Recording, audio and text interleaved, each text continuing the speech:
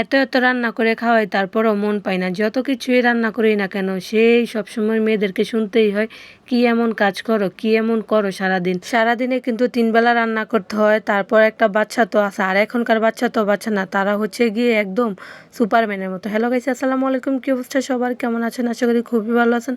আল্লাহর রহমতে আমিও খুব ভালো আছি। তো রান্না বান্না তো পরের বিষয়, রান্না বান্না তো করতেই হয়, তা না হলে তো আর নিজেরও খেতে পারি না।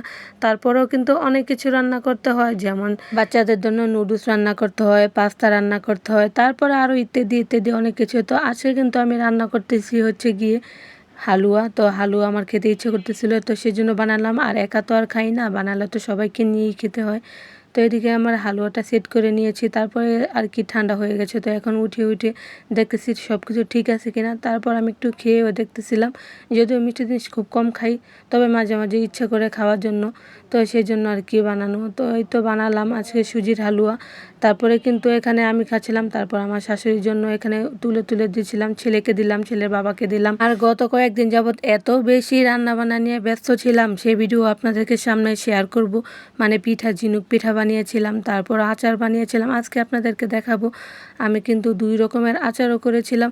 তো বাচ্চা নিয়ে তারপর সংসারে যত কাজ আছে সবগুলো নিয়ে কিন্তু বাচ্চা সামলানো অনেক বেশি কষ্ট হয়ে যায়। তারপর রান্নাবান্না তো আছেই। তো এই তো আমি এখন কিন্তু আচার বানাবো, আর আচার বানিয়েছিলাম 2 রকমের। আর আজকে কিন্তু আমি আচারটা বানিয়েছি এলপি গ্যাসে, আর আমার চুলার সেট আপটা কিন্তু অন্য জায়গায়। আর এই সেট আপটা কিন্তু একটু অন্য রকমের, সবাই একটু স্কিপ করবেন।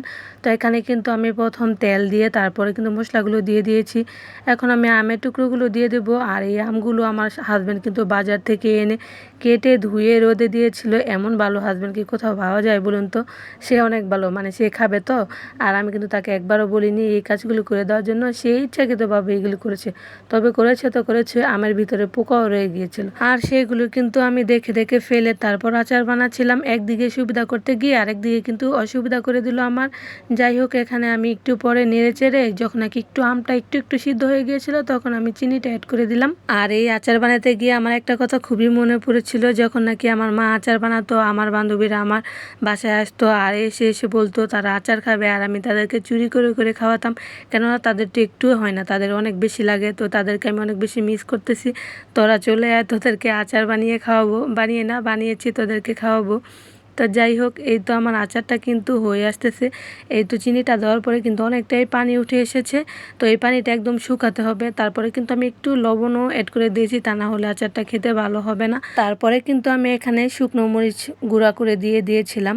তারপরে সবশেষে কিন্তু এখানে গরম মশলাটা অ্যাড করে দিয়েছি। তো এই তো আমার আচারের তেলটা কিন্তু একদম ভেসে উঠেছে।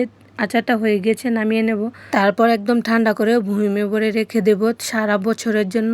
যাই হোক, আজকে কিন্তু আচার বানাতে বানাতে বিদায় নিচ্ছি। কার কেমন লাগলো আমার ভিডিওটা অবশ্যই কিন্তু কমেন্ট করতে ভুলবেন না। আজকের মতো ভিডিওটা এখানেই, আল্লাহ হাফেজ।